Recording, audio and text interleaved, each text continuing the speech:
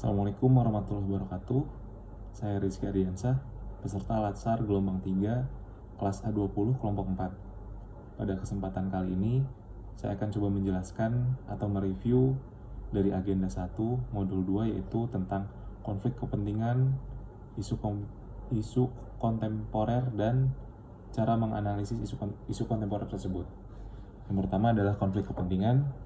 Menurut Permenpan nomor 17 tahun 2024, konflik kepentingan adalah suatu kondisi pejabat pemerintahan yang memiliki kepentingan pribadi untuk menguntungkan diri sendiri dan atau orang lain dalam penggunaan wewenang yang dapat mempengaruhi netralitas, kualitas keputusan, dan tindakan yang dilakukan.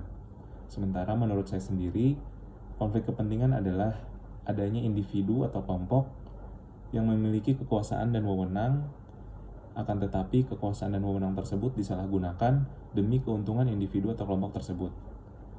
Selanjutnya, jenis konflik kepentingan terbagi menjadi dua, yaitu konflik kepentingan aktual dan konflik kepentingan potensial. Konflik kepentingan aktual diambil dari kata aktual tersebut, berarti yang terjadi pada saat ini sedang terjadi dan harus segera diatasi. Sementara konflik kepentingan potensial dari kata potensial berarti belum terjadi namun berpotensi akan terjadi di masa yang akan datang. Selanjutnya adalah pengertian isu kontemporer, yaitu pokok persoalan atau suatu masalah yang terjadi pada masa sekarang dan sedang hangat dibicarakan. Sebelum lebih lanjut, saya akan coba menjelaskan arti kata dari masalah pada isu kontemporer tersebut. Masalah pada isu ini menurut saya adalah adanya suatu gap antara kenyataan dan keharusan. Jadi misalkan menurut undang-undang tindakan korupsi adalah tindakan yang melanggar, dan kenyataannya masih ada pejabat yang melakukan tindakan korupsi. Jadi tindakan korupsi itu menjadi gap antara undang-undang dan kenyataan. Jadi hal tersebut bisa dikatakan sebagai masalah. Selanjutnya adalah analisis isu kontemporer, adalah menganalisa, mencari kebenaran tentang hal atau masalah yang baru atau kabar terkini yang masih hangat dibicarakan dan belum jelas akan kebenarannya. Contoh-contoh isu kontemporer diantaranya ada penyalahgunaan kekuasaan, korupsi, cybercrime, bullying, hoax, dan banjir. Selanjutnya saya akan coba menjelaskan terkait teknik analisis isu. Yang pertama adalah teknik tapisan isu. Teknik tapisan isu biasa dikenal juga sebagai teknik APKL. Aktual, problematik, kekhalayakan, dan layak. Jadi dari analisis isu ini nantinya akan menghasilkan poin-poin yang menjadi acuan bahwa isu tersebut layak untuk dilanjutkan atau tidak, layak untuk diselesaikan atau tidak. Selanjutnya adalah teknik analisis isu. Di antaranya ada Fishbone, USG, SWOT, dan McNamara. Pertama saya akan menjelaskan tentang Fishbone. Jadi Fishbone ini terdiri dari 6 indikator. Yang pertama adalah method, money, man, machine, measurement, dan material.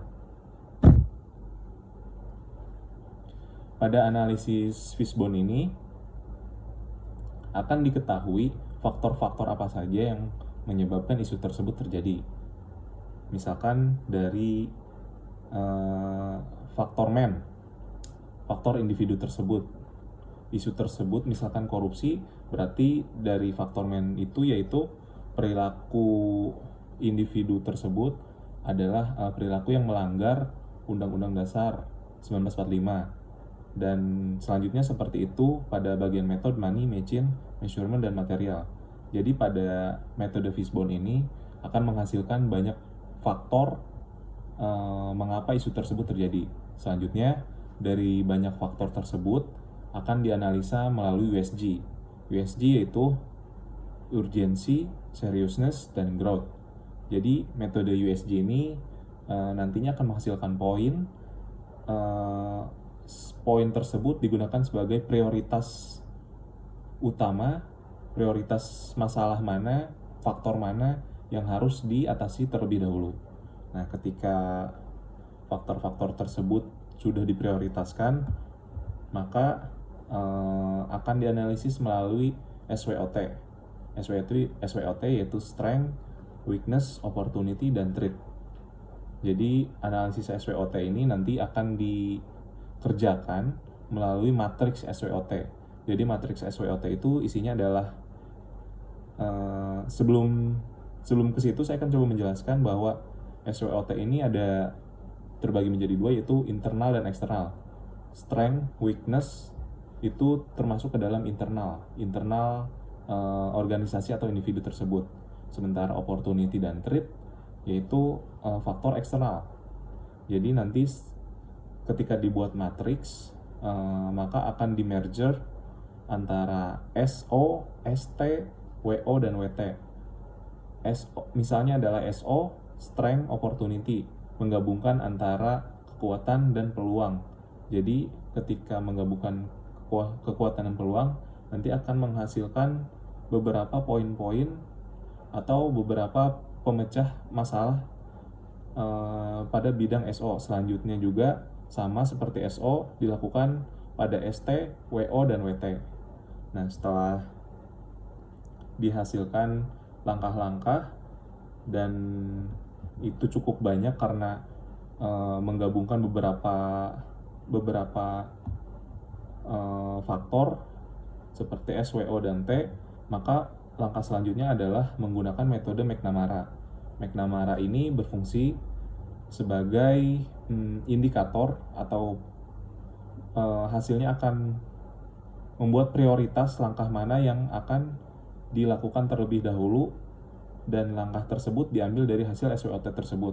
Jadi McNamara ini berisi tentang efektivitas, kemudahan, dan biaya. Langkah mana yang efektivitasnya lebih tinggi, lebih mudah, dan biayanya lebih rendah.